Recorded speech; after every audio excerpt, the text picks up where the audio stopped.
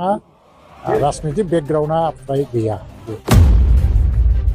बीपीएफआ जि कारनाव केन्डिडेटखौ होदों पार्टी हमथानो थाखाय माने गाज्रि समाव केन्डिडेटफोरखौ मोनबाय आरो बिसोर मिथिखागौ गावसोर जेनगोन जों देरहागोन आरो बिसोर मिथिखागौ गावसोर जेनगोन जों देरहागोन 2,16,000 जि भट दङ सिडली समष्टियाव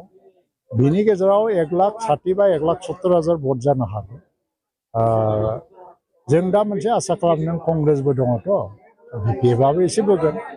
40,000सो 45,000सो जोङो 1 लाखनि बारा भट मोननानै देरहासार जालांगोन जोंहा मोनसे आसा दङ मानो होनना बुङोबा बे बाइ इलेक्सन दिसपुराव इउपिपिएलआनो गभर्नमेन्टआव दं दिल्लीयावबो इउपिपिएलनि एमपिआनो दं आरो दा काउन्सिलावबो प्रमद बर'नि दैदेननायाव इउपिपिएल बिजेपि आरो एजिपिनि इउपिपिएल आरो बिजेपिनि गभर्नमेन्ट दा बे बेलायाव खुनु रायजो राजाया सोरबा बिरोधी दलनो भट होनानै माने गावनि भटखौ नस्थ' खालामगोन आं साना बे हिसाबै जोङो देरहागोन आरो बीपीएफआ बाय देरहानो होननानैबो गेलेयाखै बिसोरो हानजा हमथानो होननानै गेलेदों आरो कंग्रेसआथ' मोनसे कौशलगत कारनाव इलेक्सन गेलेदों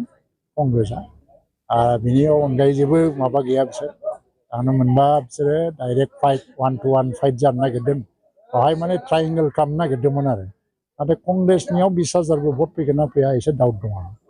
बे हिसाबै बीपीएफ आरो इउपिपिएलनि गेजेरावनो फायदा जागोन खिन्थु बाहाय जों 1 लाखनि बारा भट मोननानै बाहाय 40,000सो डिफारेन्सआव देरहालांनांगौ रायजो राजा गावसिनि जिथु समस्याफोर जेंनाफोर नोंथांमोनजों रायज्लायनायखौ नुनो मोनदों सुस्रांनानै होनो थाखाय मा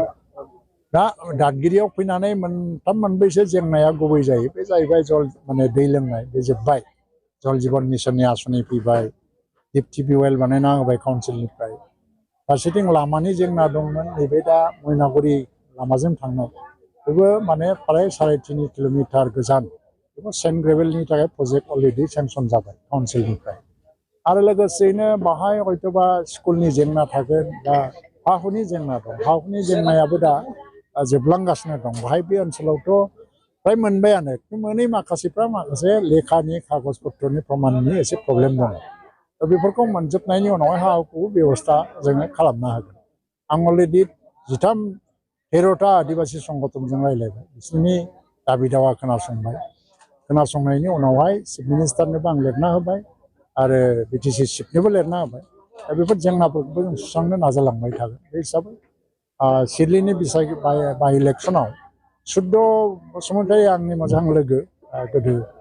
लोगो मोनलायनाय बड'फाजों आन्दलन खालामनाय समाव खारगुलियाव थायोमोन बिथाङा खारगुलियाव जोंबो थांदोंमोन बिथांनि न'आव खेबथा खेबनै ओंखामबो जादों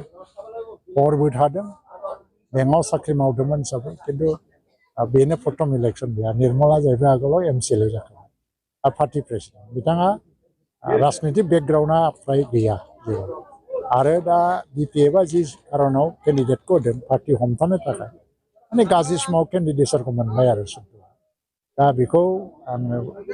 सानो मा बिसोर मोनसे सिम्बलिक फाइट खालामदों बे एक प्रकार फ्रेन्डलि फाइट बायदि कारन बेवहाय जेननाय देरहानायनि खुनु खेला गैया कारन बिसोर मिथिखागौ गावसोर जेनगोन जों देरहाखागोन ओंखायनो आंहा बुंनांगौ जेबो गैया गुबुननि सायाव बयनिबो फारसे आंनि मोनसे गाहाम हामलायनाय थागोन आरो इउपिपिएलनि केन्डिडेट निर्मल आरो एनडिएनि मदद होजानाय केन्डिडेट निर्मल बिथाङा बांसिन भट मोननानै एबार फोरमान देखायगोन जानाय एमपि इलेक्सनाव जिखिनि एसे एनै एफा एनै खेलिमेलि जादोंमोन बेखौ गासैखौबो माने गैया खालामजोबनानै इउपिपिएल हानजा आरो एनडिए हानजाया बेसेबां पपुलार जादों बेनि फोरमानखौ देखायनो हागोन